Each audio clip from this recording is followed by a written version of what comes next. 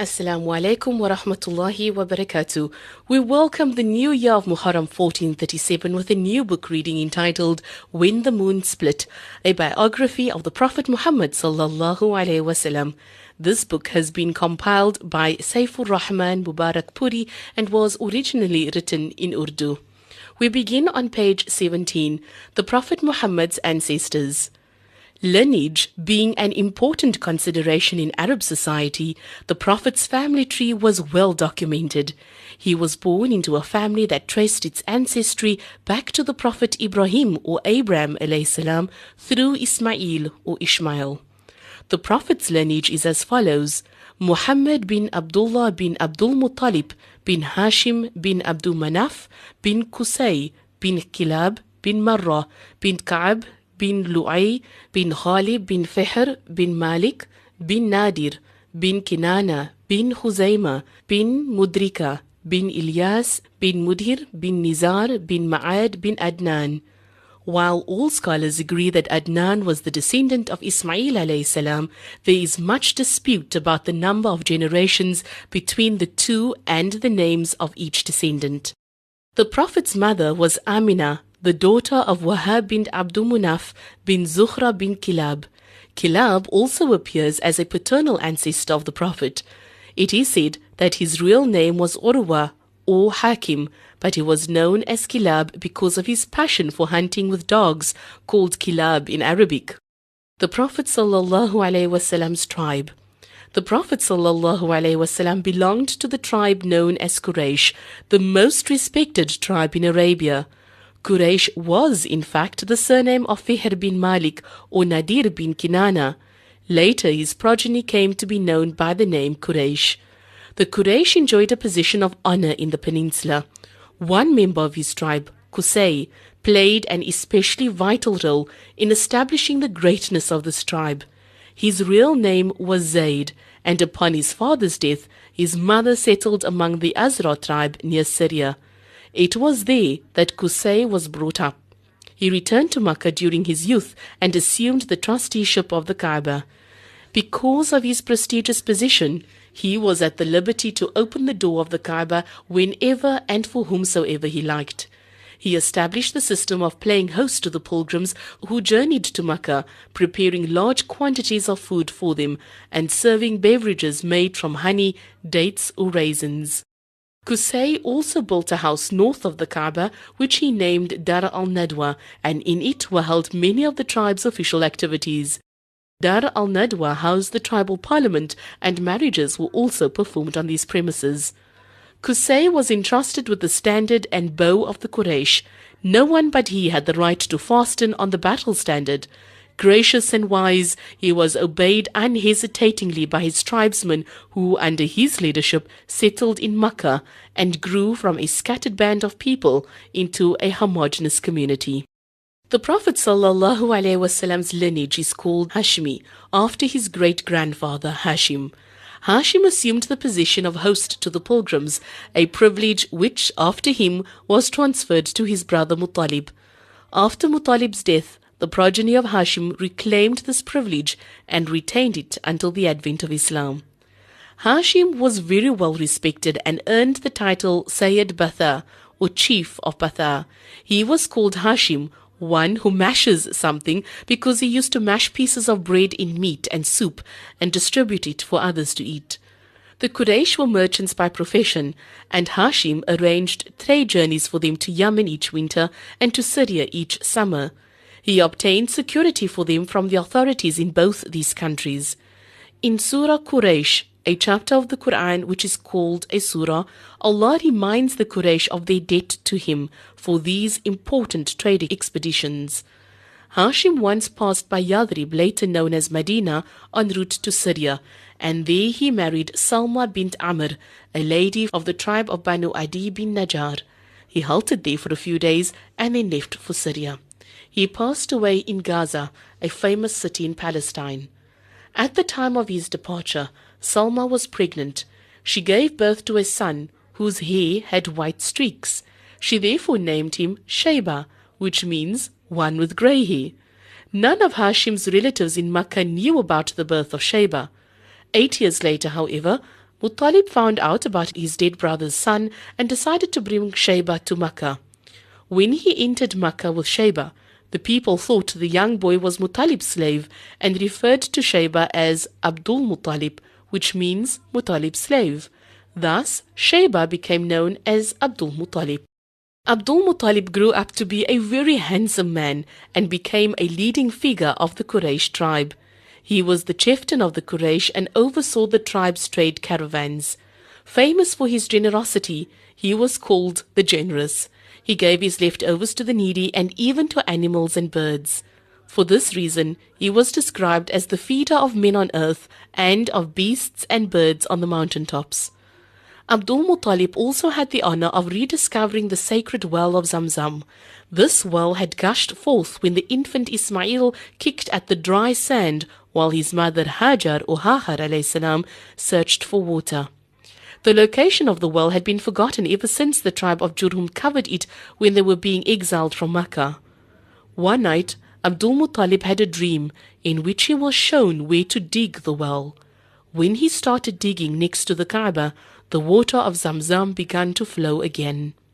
It was also during Abdul Muttalib's time that the Kaaba was attacked by the Abyssinian conqueror Abraha and his men, whom the Quran refers to as the companions of the elephant.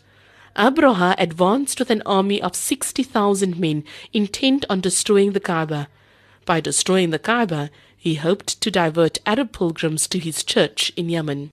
Abraha reached the valley of Muhassir between Muzdalifah and Mina, ready to invade Makkah.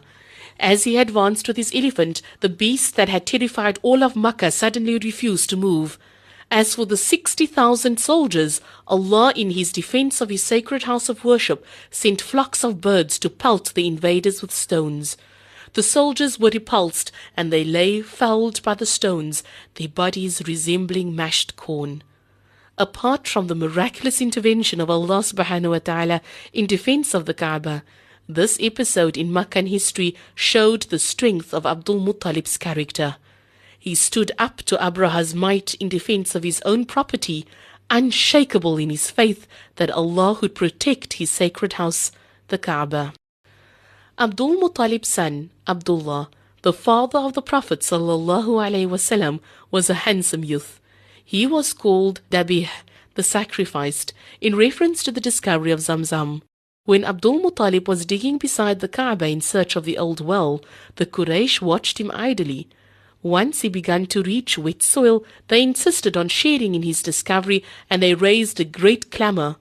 Abdul Muttalib vowed to Allah subhanahu wa ta'ala that he would sacrifice one of his 10 sons if he were allowed to uncover the well. In the end, Abdul Muttalib continued excavating and discovered the old well. Afterwards, he drew lots to determine which son he would sacrifice, and Abdullah was chosen. Abdul Muttalib took Abdullah to the Kaaba and was prepared to sacrifice him, but the Quraysh, particularly Abdullah's brothers and maternal uncles, were opposed to the sacrifice. Finally, it was decided that 100 camels should be sacrificed in his place.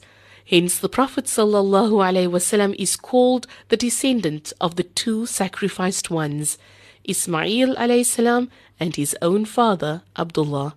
Similarly, he is referred to as the descendant of the 2 elders held for ransom, for Ismail alayhi was ransomed for a ram and his father for 100 camels.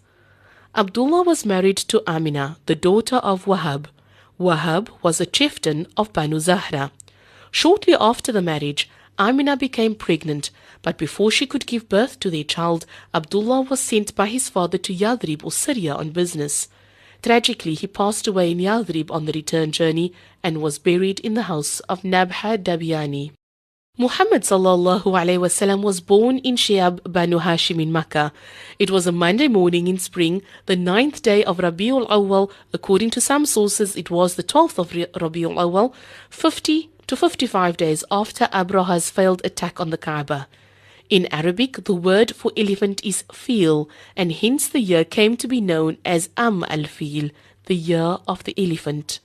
In the Gregorian calendar, the date corresponds to April the 22nd, 571 Common Era. While Amina was pregnant, she had a dream that a light was emitted from her lower body that illuminated the palaces of Syria. When she went into labor, Shifa bint Amr, the daughter of Abdul-Rahman bin Auf, served as midwife. Abdul Muttalib received the news of his grandson's birth with joy. He took the newborn to the Kaaba and invoked Allah's blessings and gave thanks. Believing his grandson would grow up to be highly praised, Abdul Muttalib named him Muhammad, which means he who is praised. In keeping with Arab tradition, he then shaved the baby's head and circumcised him on the 7th day. Afterwards, he invited his fellow Makkans to a feast. Muhammad ﷺ was first nursed by his mother and then by Ayman, his father's slave. An Abyssinian whose real name was Barakah, she embraced Islam and migrated to Medina, where she died 6 months after the Prophet's death. Foster brothers. Thuwayba, the slave of Muhammad's uncle Abu Lahab, also nursed the infant. At that time, Thuwayba was also nursing her own child, Masruh, as well as Hamza bin Abdul Muttalib and Abu Salama bin Abdul Asad Makhzumi. Hence, these 3 men became foster brothers because they were nursed at the same breast. In the care of Halima Saidiya. It was customary among the citizens of Makkah to put their newborns in the care of Bedouin women who would raise them for a couple of years in the desert. The Makkans believed that the unspoiled, rugged desert environment would make their children strong and hardy. Furthermore, an upbringing among the Bedouins ensured that the children would learn the purest form of the Arabic language spoken throughout Arabia. Abdul Muttalib was looking for one such Bedouin woman who would serve as a wet nurse and take his grandson to the desert. Some women from Banu Sa'id bin Bakr bin Hawazin came to Makkah to offer their services to local families. Abdul Muttalib asked each of them to take his grandson Muhammad ﷺ, but all of them declined the offer when they were told the child's father was dead. They felt the family of a fatherless child would not be able to reward them handsomely. Halima bint Abu Duwaib had also come to Makkah that day. While all the other Bedouin women had found children to nurse, she was not so fortunate. She saw Abdul Muttalib with an infant in his arms and took pity on the child who had been rejected by the other women. She and her husband took the infant Muhammad back to the desert. Halima was happy she was not returning empty-handed. Halima and her husband Harith bin Abdul Uzza both belonged to the tribe of Sa'd bin Bakr bin Hawazin. Their children became the Prophet's foster brothers and sisters. Their names were Abdullah, Anisa, and Judhama, who was better known as Shayma. Judhama also nursed the Prophet ﷺ.